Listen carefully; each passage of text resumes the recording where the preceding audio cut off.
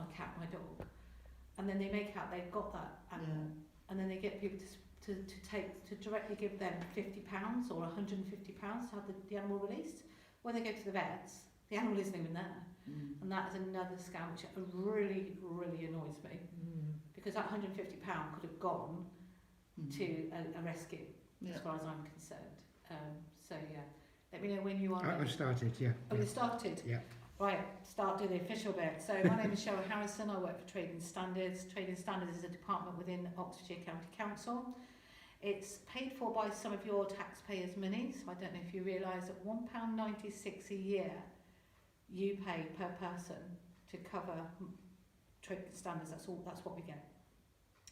So we have a statutory duty. The government tell us what we can and cannot do.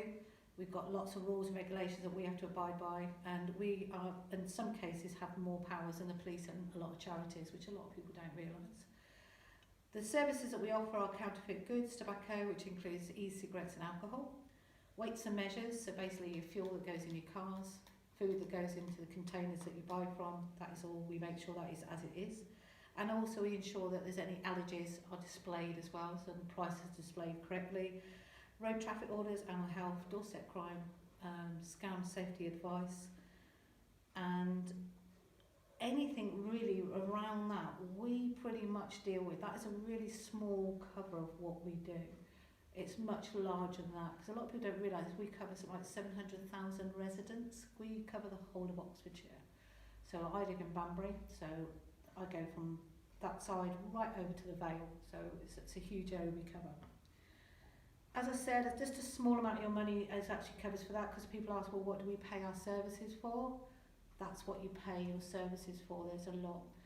So within the role that I do, I'm a community liaison officer. I don't just go and give talks or just do events. There's a whole raft of things that we do.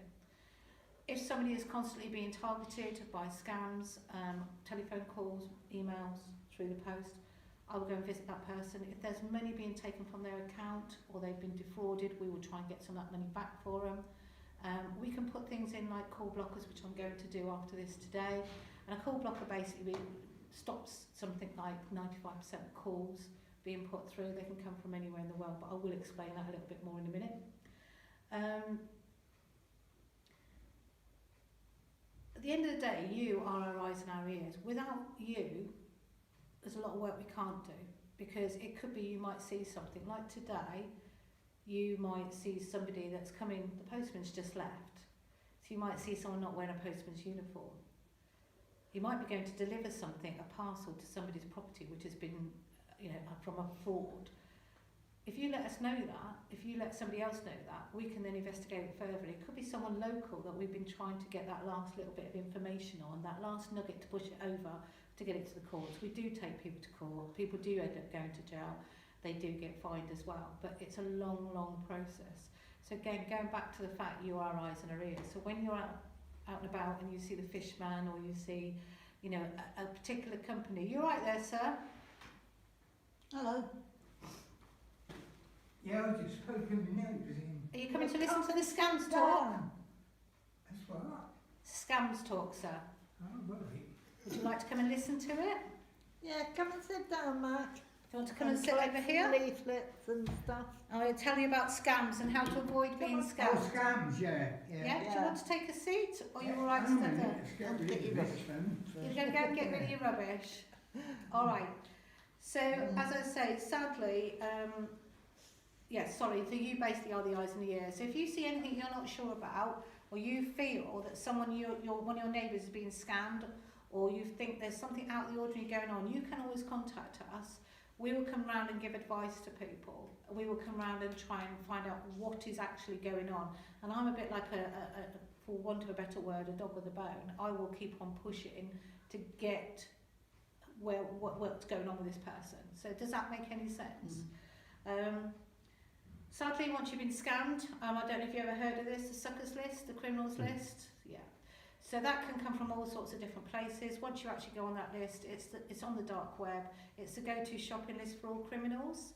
So basically, if they want to look to scam somebody, They look and see who they've got on this list, they look and see what they've been scammed for before, and they look at what information is held on them. And that's why you get a lot of the unwanted calls, a lot of unwanted posts, you get people coming to your doorstep. So there is quite a bit that it does affect. 53% of people aged 65 plus are targeted by scams and criminals.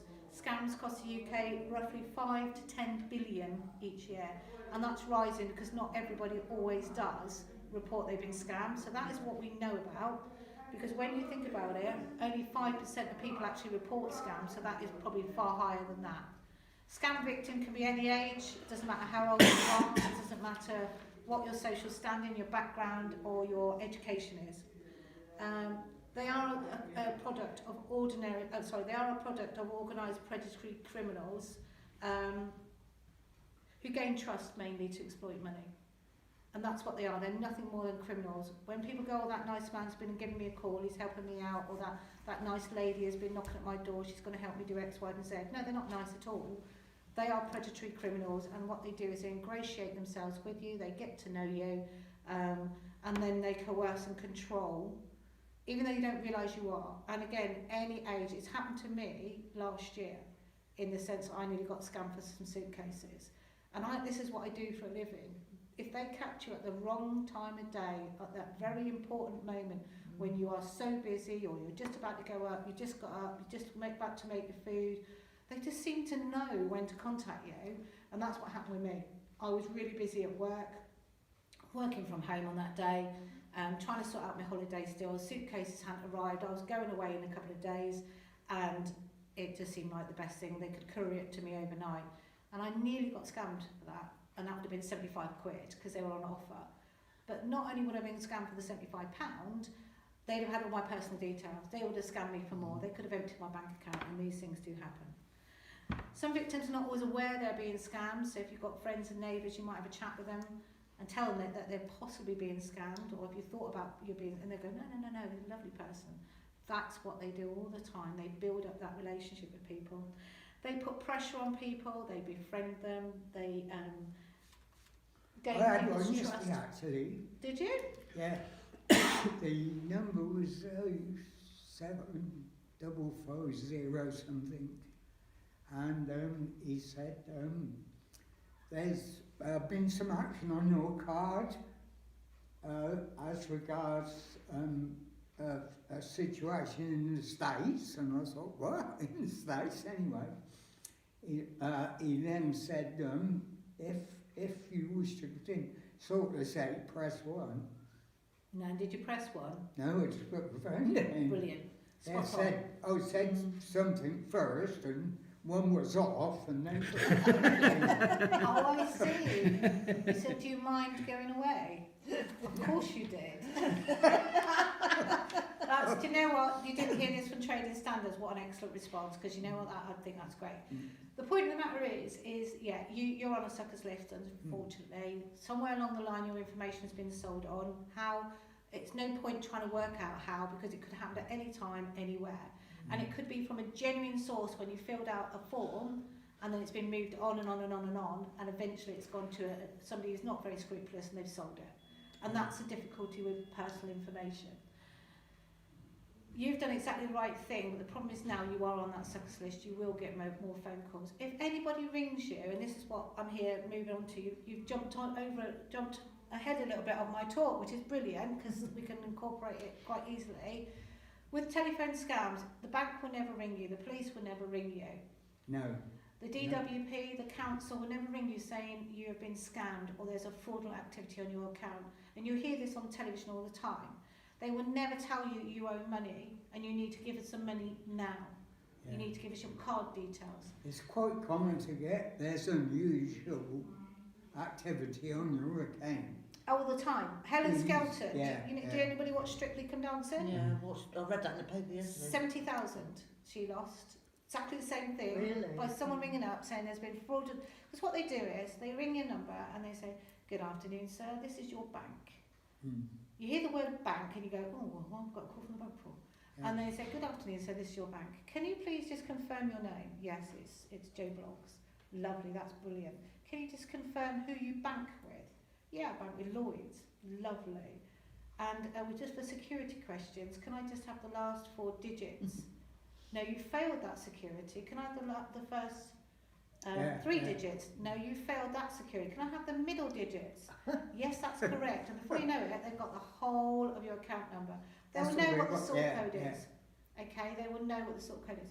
My advice to you, if anybody, and all of you, if anyone rings you, as I say, the police, trading standards, they're even using us right now. Trading standards, the banks, any official government source will not ring you and ask you for your credit card or debit card details. On the back of your card, I don't know if you're aware of this, some people aren't, and I understand that. On the back of your card, there is actually a call number, a contact number. Have you noticed that? Top left-hand corner. Oh, is there? Yeah. So on the back of your debit card, credit card, or any card like that, there will be the call number. If they've got any concerns, ring it.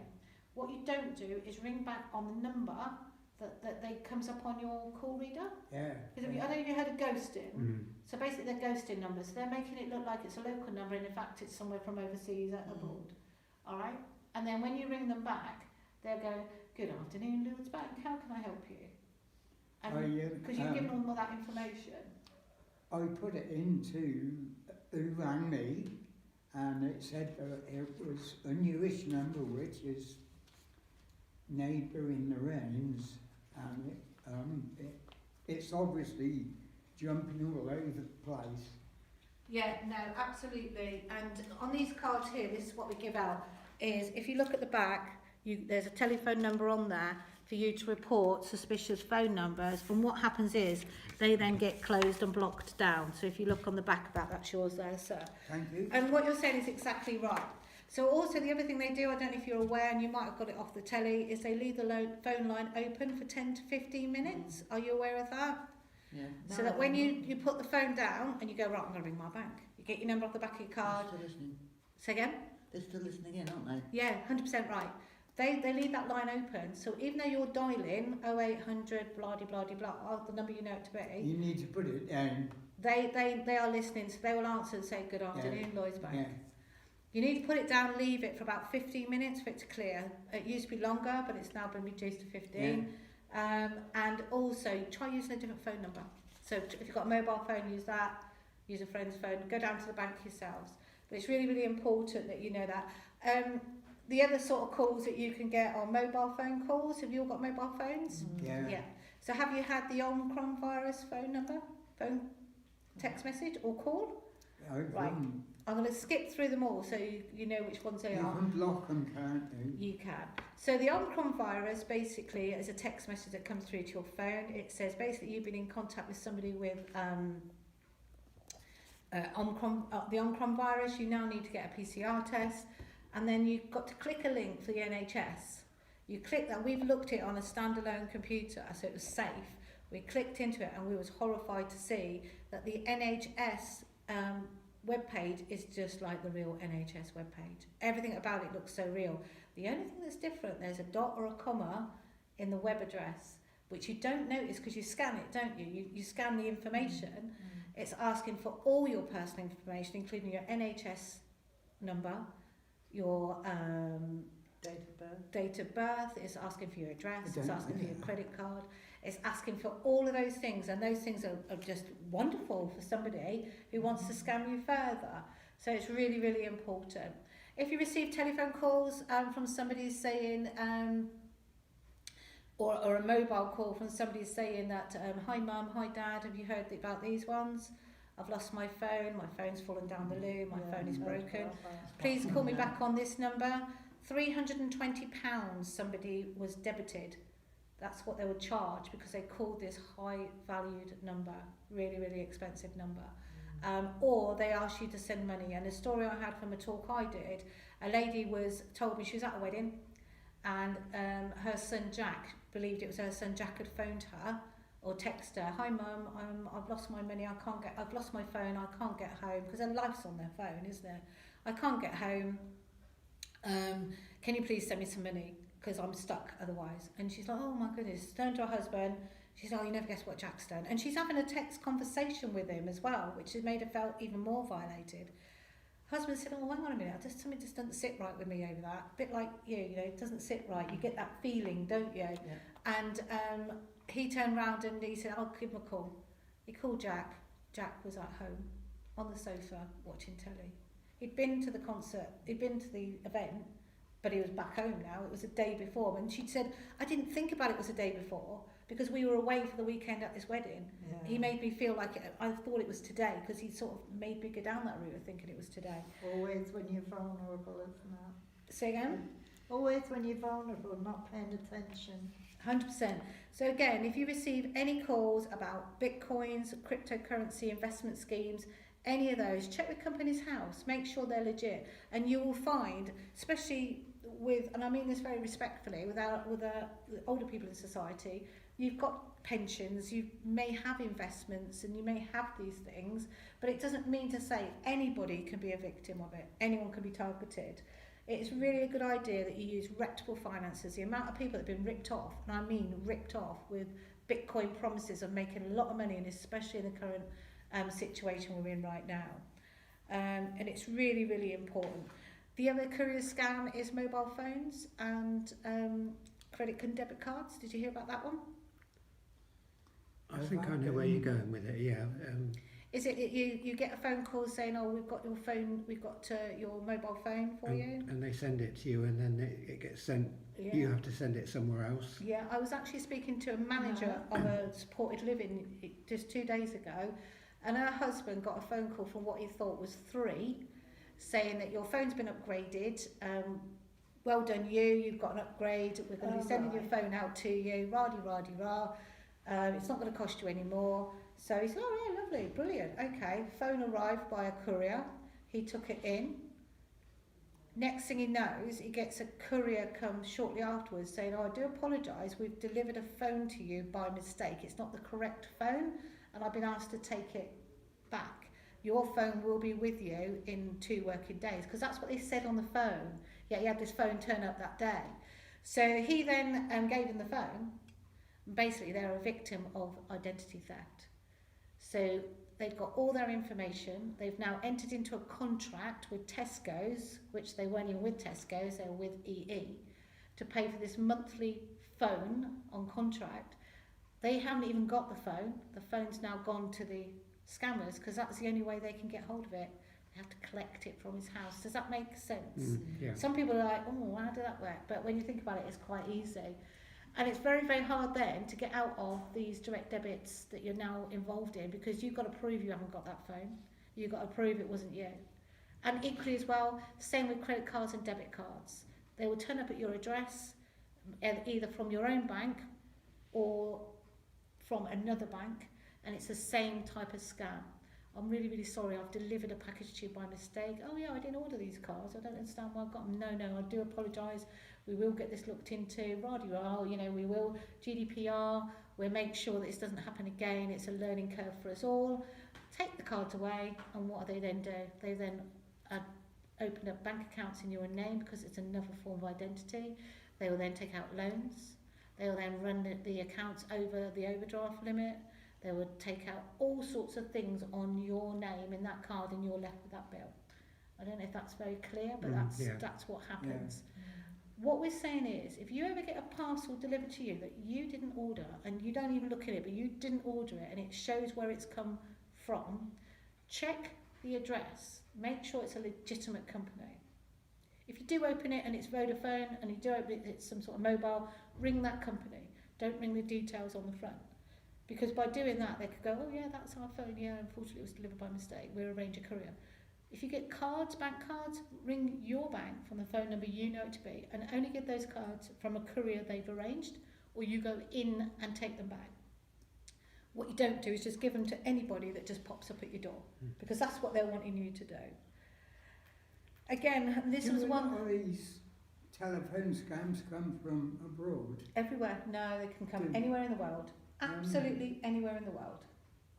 And they can be orchestrated anywhere in the world.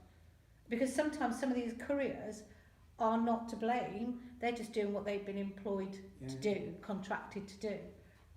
But not in all cases. Not in all cases. So it's a real difficult one. They're from anywhere. You can be scammed from anywhere in the world because that's we live in this society now where everything is a push of a button, isn't it? And you don't have to be anywhere. Another example was where a lady, this was in Banbury at a supported living, and I was at a talk actually. She told me she'd lost £5,000, and how it happened was she got a phone call from the police. Good afternoon, this is PC Smith. My shoulder number is 1234. Unfortunately, there's been some fraudulent activity on your bank account. We've been asked by the bank to investigate. We believe it might be a member of staff, so we would really ask that you don't discuss this with your bank. What we need you to do is to withdraw £5,000 because that is the amount that's sitting in your bank currently, which you're not aware of, but it is there. We can see that it's there, but we need to withdraw that money because we need to fingerprint it just to for part of our case. It's really important that you help us with this case because we are looking to move it over the line and get this person prosecuted. You think, wow, I'm helping the police. Yeah, brilliant. That's exactly what she thought. Courier turned up, guy went, yeah, this is PC Smith, 1234. I've come to collect the package. You know what the package is? Yes, I do. It's 5,000. Yep, that's the one. Don't tell anybody because obviously this is an investigation. It could affect it. Takes the money away. Next thing she knows, she's £5,000 down in her account. What I would suggest to you, and this is goes round and round all the time, it has a quiet lull for a while and then they redo the same scams. If you get anything like that, ring the local police station or challenge them. What we're trying to teach people to do is to challenge, is to empower people to stop, take 5, think and say no. Hang on a minute, I just need to think about this. You're not going to create an urgency for me just because you're the police or because you're the DWP or because you're the local government. That's not going to frighten me into wanting to do something quickly so that you can get what you want. And that's what they do. They use these powerful names to do that. So what I suggest you do, if you do get any calls like that, ring your bank. Police will never come and collect money for you. I used to work for Thames Valley Police before this job. They will never come and ask you. I can assure you, I would never have come and said, we're doing an investigation. It don't work that way. 100% doesn't work that way. You will never be asked to withdraw money as part of an investigation. Same with trading standards. You will never be asked to draw money for us. We will never ask you to pay for any services, any talks. We don't take money from you. You pay us. You pay into the system already. We're not going to ask you for more. And you will find this could happen. So I would suggest you challenge. So you ring the police, or you say to them, "What police station are you from?" "Oh, I'm from Deddington." "Oh, okay, lovely. And do you remember Sergeant Smith that used to be there?" "Yeah, that rings a bell, but I'm not really sure." "Okay, no, lovely. I did know him. Super. All right. Well, I'll see what I can do, and then I'll get back to you. Have you got a contact phone number? Because I'm not in a position to be able to do this right now." And they'll go, "No, you need to do it now." "Yeah, no, I fully understand that, but it's going to take me all afternoon, and I'll let you know when you can come and collect it." Rather than them telling you, you tell them. So it's all about thinking and challenging and going that extra, mile with them really. Then what I would do is ring up the local police that you know it to be, not on that number, not on the number that comes up, independently. Ring the 151 and say, "I've just had someone ring me pretending to be from the police. Can you confirm, do you have a Sergeant Smith or a PC Smith 1234? Ask him what police station he's from. I know Deddington Police Station's closed. I know Chippy Norton Police Station's closed. So I would always suggest you use a station you know is no longer there. But you need to challenge these people because it also gives you time to think. Because what they're doing, like I'm doing now, is bombard you with a load of information, fill your head, create an urgency, and then before you know it, you're just answering anything they ask you because you're like, "What did he say? What did he want? Hang on a minute, yeah." And you're panicking. So it's really, really important you do that. And as I say, this lady will never get that money back. We can't trace it. If you get a phone call from somebody, and again with emails, if you get any of those saying, "Sorry, I've forgotten, it's the vicar, it's I don't know, member of family," saying, I need you to buy an Amazon voucher. Are you aware that Amazon vouchers are untraceable? Once you've paid your money, we can't find where they've gone. No one can find where they've gone. Because what it is, when you purchase an Amazon gift voucher... Well, not even when they're spent, respent. No, because there's a number on the back. Code, because you don't physically give somebody a gift voucher, do you? You give them the code. It's not like you're giving Oh, them I money, it's a see. code you're giving. I don't know because I haven't done them. I Yeah, mean, I so- do paper. Anyone rings vouchers you all the and asks time. you to get a gift voucher and it sounds really legit, oh, it's Cheryl from Trading Standards, I'm going to an event, I'm coming to Hanover Court, I need to get a gift voucher as a prize for an event I'm doing. I haven't had time, would you mind doing it for me? But when you get the code, just send me the code and I can access it that way. Because they can access it from the code. Once they get that code, that money's gone. And it's never, it's in the abyss, you don't know. We can't trace it. And that's the most easiest fraudulent way of them defrauding people without really getting caught. So if anyone asks you to do that, don't do it. Simple as I just wouldn't do it. Is it just Amazon? I'd be very careful with a lot of them, to be fair, because now you can go on Amazon and buy Marks and Spencer's vouchers, you can buy clothing vouchers, food vouchers. Problem being, food vouchers as in Tesco's and things like that. The problem being is at the moment, because of the economic climate we're in, these people are really homing in on that. These people are really using that to their advantage because they know everybody is struggling financially. And the saddest thing is, everybody is struggling financially, and these people are taking even more money. This is what you need to think about all the time. This is why we say, and it sounds a bit patronising, I suppose, but it's actually a good mantra to think, is just breathe and take 5. Don't make any decisions on the phone. Put it in writing to me. Explain it to me by letter. The best thing as well, the top tip we always give, is, okay, lovely, if they're asking you to pay for something, it's like, okay, lovely, but I don't have access to any money. My son, my daughter, my granddaughter has power of attorney, so can you give me your information and I will pass it to them and they can speak to you. I've used that. Have you? Because all they want is your money. Yeah. All they want is your money.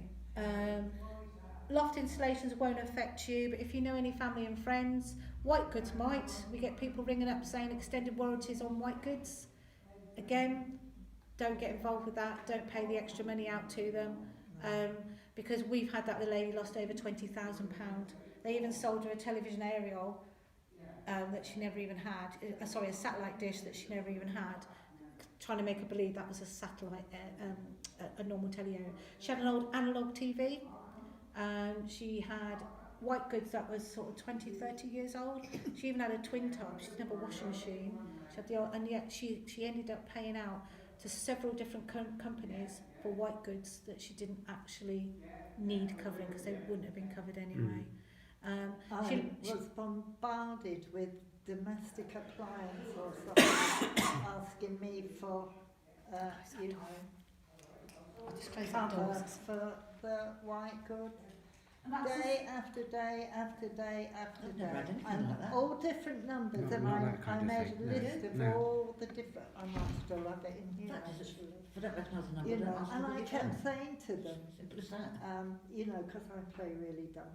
I live in rented accommodation, it's not my Brilliant. And that's what we tell people to say. Yeah. We often say, look, I But they don't didn't own give this up. property. They come through on different numbers, same company though, domestic appliance, Any of that. every single time. You could be you're on a scammers list and you might be in it, might not be, or might be in it. Anything like that, never have. Yeah. What, you've never had a phone call like Yeah. that? I might still have it. One in lady here, I had, actually. it was for loft installation, and basically they had £35,000 from her, and then they went on to, because once they get you for one thing, they then try and look at other things, and you're Yeah. continuously bombarded by people, Yeah. continuously bombarded. Again, internet. Do you have internet access? No. No. Yeah. I do. So recently, again, it's doing the rounds because I spoke to someone the other day, doing a talk the other day. They will ring you and say to you, I'm from your internet provider. They don't, okay, who is my internet provider? You tell me. That's what you've got to think. You need to challenge. Yeah. Because they'll say, oh, can you just confirm your details, please? So you say. And again, can you just reconfirm who your actual internet provider is, just to make sure we speak to the right person? Again, they've got that information. Oh, Same there it thing. is, look. I'll come back to that in a minute. Okay. And it's really, really important that you don't listen to what they've got to say, that you just Oh, is it, basically, I bet, that you just basically, you're right. Yeah, so you don't actually listen to what they say when they say, can I have your password because I need to access it. Don't do that, because nobody would ever ask you for that. What they're actually then trying to do is what they will do is insert spyware onto your computer, and the spyware will be so they can then harvest all your information. They can then pass that through to other people. They can then go into other people's accounts, which is why when you get emails and other people have ended up getting the same sort of scam email, it's because they've taken all the details off of there. Okay? As I say, it's very, very easy to avoid that. Again, what you need to do, yeah, lovely, thank you very much, I'll call my provider myself. No, you don't need to, I am. Well, no, I'll call my provider myself. If they're arguing with you, what does that tell you? At the end of the day, if you say to a company, I'll call you myself, that's perfectly all right, sir, fully understand, you need to know who you're speaking to. If they get a narky with you, which often they will, and they do, and try not to take that too personally, because basically you're just challenging them and they don't like to be challenged, then... if they get narky with you, surely they don't, if somebody's rude to you, you're not going to do what they want to do, are you? You know. No, I know, but they do, and that's the funniest thing, is because the minute you start challenging them, they don't like you asking questions because they like to have that control. It's all about coercive control, isn't it? They like to have that control over you. They've got their own agenda, and now you have interrupted their agenda. So now they have to think. Instead of making you think, instead of making you rushed and hassled, you're now rushing them and you're now hassling them. Yeah. You're literally turning the tables on them. And this is what we try and empower people to do. This is what I did with the last one I got, which was, it was on my landline and it was a local code, 01235. So I answered it, and they said they were from BT Openreach, which sounded okay because all phone lines come through BT Openreach. And they said that there was a problem with the speed of the internet in the area. Did I know what my speed was? I've got a clue. So they said, well, we'll check it for you, we'll help you check it, and then if it is low, put it up. So we went into settings and checked the speed, did that. And then all of a sudden he said, I can see that you've had some money taken out of your account. So I said to him, so why would you be looking at my account if you're BT Openreach, And he said, well, it's because we've got your thingy, Yeah. So I disconnected him. Yeah, and again... I disconnected the internet and I put the phone down. And again, anybody that asks you to gain access to your internet, they want your passwords, there is something seriously wrong. Immediately that should be a red I flag. didn't give a password, I just opened the tablet and went into my settings. I didn't go into the internet at all. What I would suggest as well is that if you do get calls like that, change your passwords. Because it could well be that somebody has given them that information and they've now harvested that from someone else, and they've got all the contact and the contact details or the address books off of their computer. Because it all goes to the cloud, doesn't it, all this information. And that is where you need to protect yourself all the time. The minute you think that you get a phone call like that, I would just keep changing your passwords, change everything. And it's really important you do that because you need to stay one step ahead of them all the time. Done all of my passwords. It's like when they ring you. It's like when they ring you and say to you that the system's gone down. We need you to reaffirm what your contact. No, you don't. You don't ever give that information. And again, my mantra is put it in writing then, because if you know that much about me, you must have my address.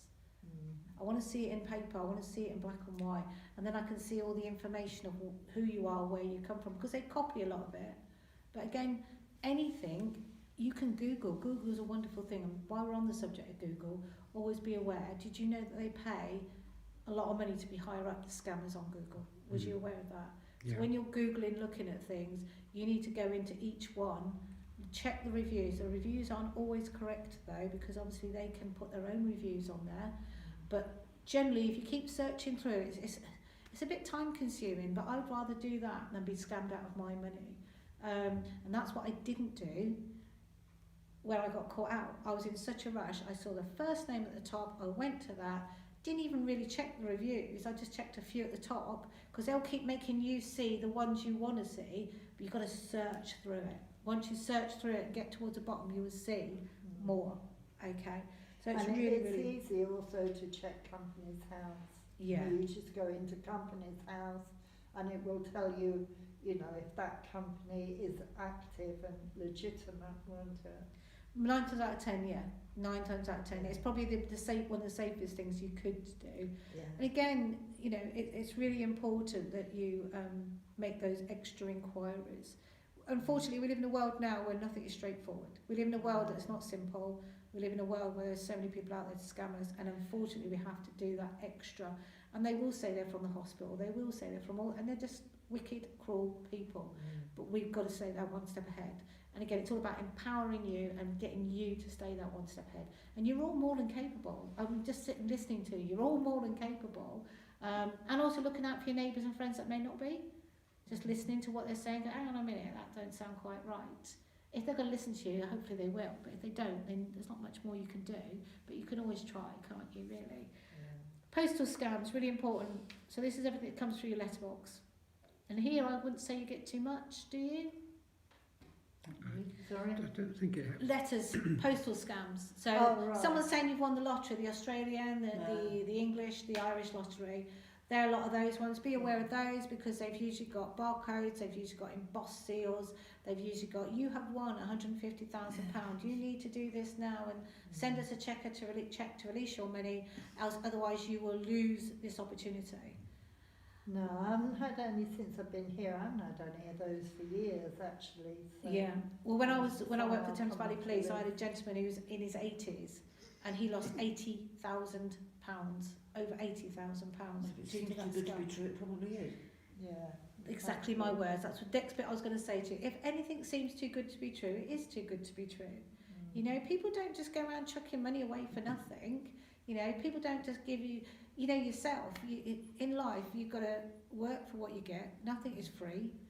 You've got to fight tooth and nail for everything. So why is someone going to come up to you and go, oh, you've won £150,000 on the Australian lottery? Well, have you ever entered into it?